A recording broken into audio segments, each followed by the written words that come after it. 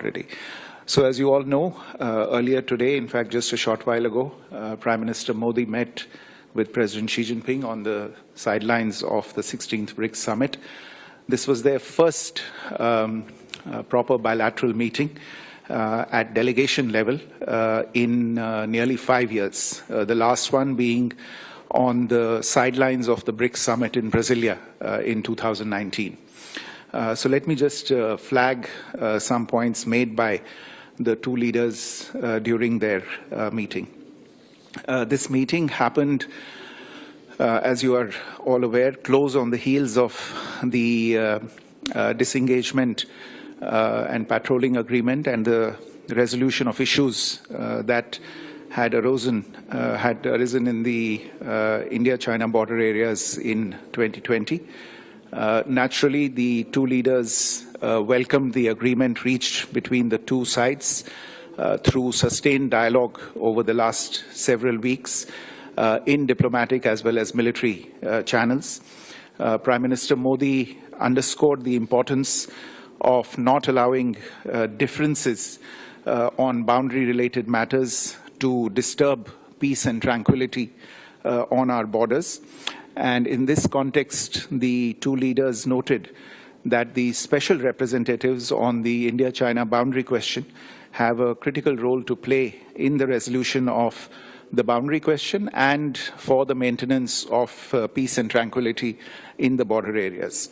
Accordingly, they instructed the special representatives to meet at an early date and to continue their efforts in this regard. You may recall that Special Representative of India, Mr. Ajit Doval, who is also the National Security Advisor, and the Special Representative of the People's Republic of China, Foreign Minister Wang Yi, also a member of the Politburo, have met on the sidelines of international events, but they have not had a round of talks in the Special Representatives format since December 2019. So following today's meeting, we hope to schedule the next round of the SR's talks at an appropriate date. The two leaders also reviewed the state of bilateral relations from a strategic and long-term perspective. They were of the view that stable bilateral relations between India and China, the two largest nations on earth, will have a positive impact on regional and global peace and prosperity. And both of them stressed that with maturity and wisdom, and by showing mutual respect for each other's sensitivities, interests, concerns, and aspirations, the two countries can have a peaceful, stable, and beneficial bilateral relationship.